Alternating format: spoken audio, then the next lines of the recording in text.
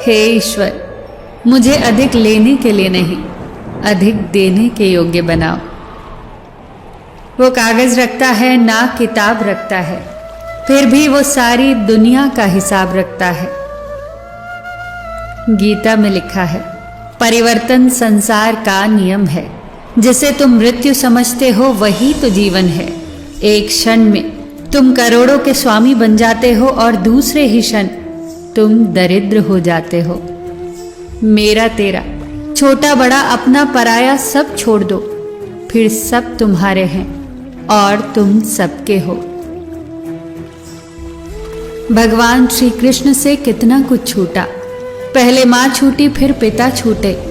यशोदा माँ और नंद बाबा मिले, फिर वो भी छूटे। संगी साथी छूटे, राधा भी छूटी। गोकुल छूटा, फिर मथुरा भी छूटी। श्री कृष्ण से जीवन भर कुछ न कुछ छूटता ही रहा।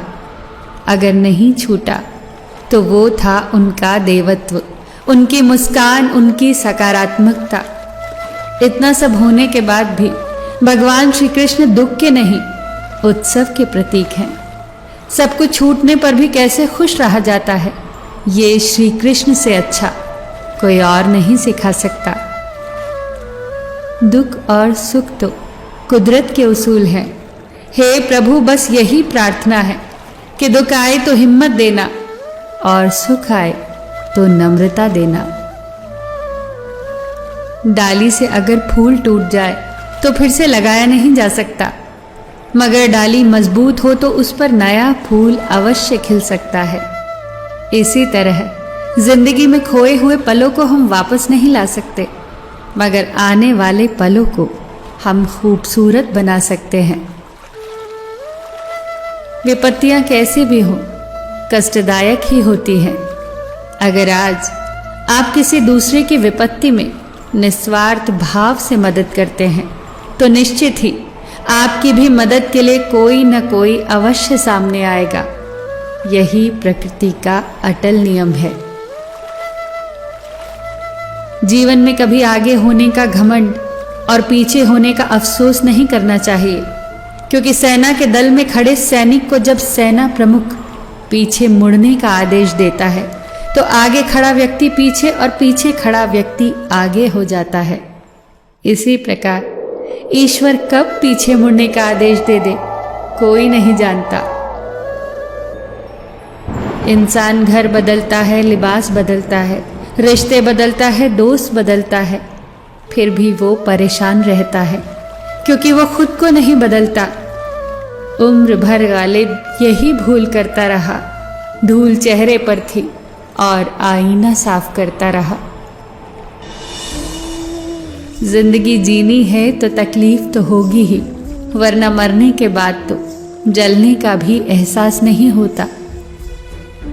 जब एक दरवाजा बंद हो जाता है तो कुदरत दूसरा दरवाजा अपने आप खोल देती है, पर हम अक्सर बंद दरवाजे को इतने अफसोस और निराशा से देखते हैं कि हमें वो दरवाजा दिखाई ही नहीं देता जो हमारे लिए खोला गया है। रोजाना मंदिर जाना उत्तम है, रोजाना जप करना भी उत्तम है, रोजाना गीता पढ़ना भी उत्तम है, लेकिन अपने अंदर झांक कर देखना किसी दिन एकांत में बैठकर कि इतना करने के बाद आपके अंदर कोई परिवर्तन हुआ। क्या कुछ कुछ पराये अपने से लगने लगे हैं? क्या प्रकृति की धीमी धीमी आवाज आपके मन को भाने लगी है?